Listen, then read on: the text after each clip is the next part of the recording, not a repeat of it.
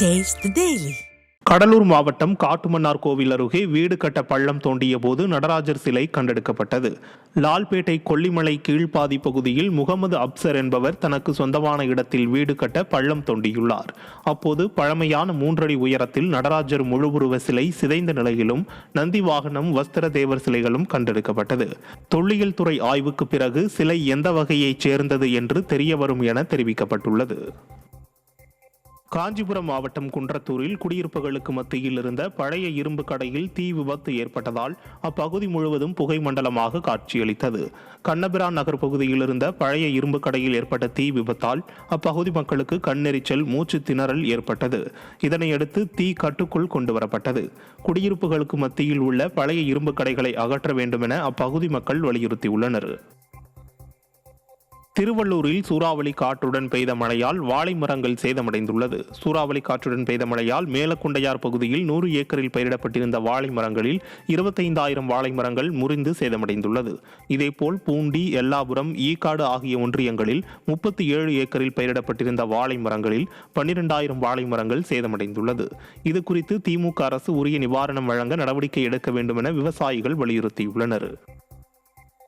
திருவள்ளூர் மாவட்டம் மீஞ்சூர் பேரூராட்சியில் 2 நாட்களில் தெருநாய்களால் 10க்கும் மேற்பட்டோர் பாதிக்கப்பட்டுள்ளதாக புகார் எழுந்துள்ளது. மீஞ்சூர் பேரூராட்சிக்குட்பட்ட புங்கம்பேடு பகுதியில் தெருநாய் கடித்ததில் பாதிக்கப்பட்ட சிறுவன் பரத் அரசு மருத்துவமனையில் அனுமதிக்கப்பட்டுள்ளார். மீஞ்சூர் பேரூராட்சியில் அதிகரித்து வரும் தெருநாய்களால் 2 நாட்களில் 10க்கும் மேற்பட்டோர் பாதிக்கப்பட்டுள்ளதாகவும் இதனால் வெளியில் செல்லவே மக்கள் அச்சப்படும் நிலை ஏற்பட்டுள்ளதாகவும் குற்றம் சாட்டப்பட்டுள்ளது. எனவே திமுக ஆட்சியில் கும்பகர்ண தூக்கத்தில் இருக்கும் பேரூராட்சி நிர்வாகம் விரைந்து தெருநாய்களை கட்டுப்படுத்த உரிய நடவடிக்கை எடுக்க வேண்டும் என அப்பகுதி மக்கள் வலியுறுத்தியுள்ளனர். திருவண்ணாமலை மாவட்டம் ஆரணியில் தங்கள் பகுதிக்கு பொது வழி இல்லாததால் 50க்கும் மேற்பட்டோர் ஆட்சியர் அலுவலகம் முன்பு போராட்டத்தில் ஈடுபட்டனர். பெரியார் நகர் மக்கள் பயன்படுத்தி வந்த வழியை மறைத்து சுற்றுச்சுவர் கட்டப்பட்டுள்ளது. இதனால் ஆத்திரமடைந்த அப்பகுதி மக்கள் 50க்கும் மேற்பட்டோர் பொது வழி கோரி குடும்ப அட்டை, ஆதார் அட்டையை மாவட்ட நிர்வாகத்திடம் ஒப்படைக்கும் போராட்டத்தில் ஈடுபட்டனர். திறனற்ற ஸ்டாலின் ஆட்சியில் மக்களின் அடிப்படை தேவைகளை கூட அதிகாரிகள் நிறைவேற்றி தரவில்லை என பொதுமக்கள் குற்றம் சாட்டியுள்ளனர். நாங்கள் அங்கே 52 வருஷமா இருக்கிற குடும்பம். இப்போ எங்களுக்கு குறுக்கில் வழி மறிக்கிறாங்க. சுடுகாடு போட்டு குறுக்குல வழி மறிக்கிறாங்க. எங்களுக்கு போக்குவரத்துக்கு வழி கிடையாது. எங்கள் வீட்டில் 3 பொட்டை பசங்க இருக்குது. எங்கள் தெருவில் 15 பசங்க இருக்குது. அந்த பக்கம் செவுத்துக்கு அந்தாண்ட 150 குடும்பம் இருக்குது.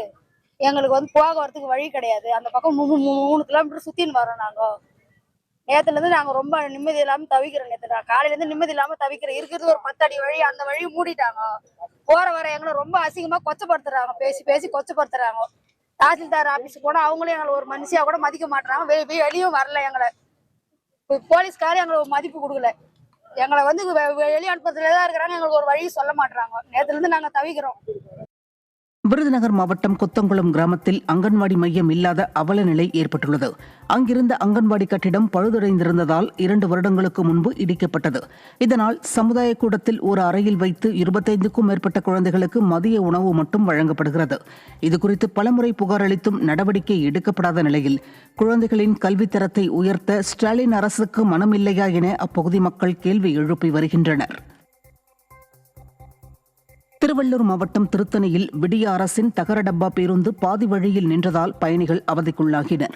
அண்ணா பேருந்து நிலையத்திலிருந்து புறப்பட்ட அரசு பேருந்து 2 கிலோமீட்டர் தூரம் சென்ற நிலையில் பழுதாகி பாதி வழியிலேயே நின்றதால் கைக்குழந்தைகளுடன் பயணம் செய்தவர்கள் உட்பட 60க்கும் மேற்பட்டோர் மிகவும் சிரமத்திற்குள்ளாகி மாற்று பேருந்துக்கு காத்திருந்த அவலம் ஏற்பட்டது. விடியா ஸ்டாலின் அரசு ஓட்டை உடைசல் தகர டப்பா பேருந்துகளை சீர் செய்யாமல் இயக்குவதால் தங்களின் உயிருக்கு பாதுகாப்பில்லை என பயணிகள் வேதனை தெரிவித்தனர்.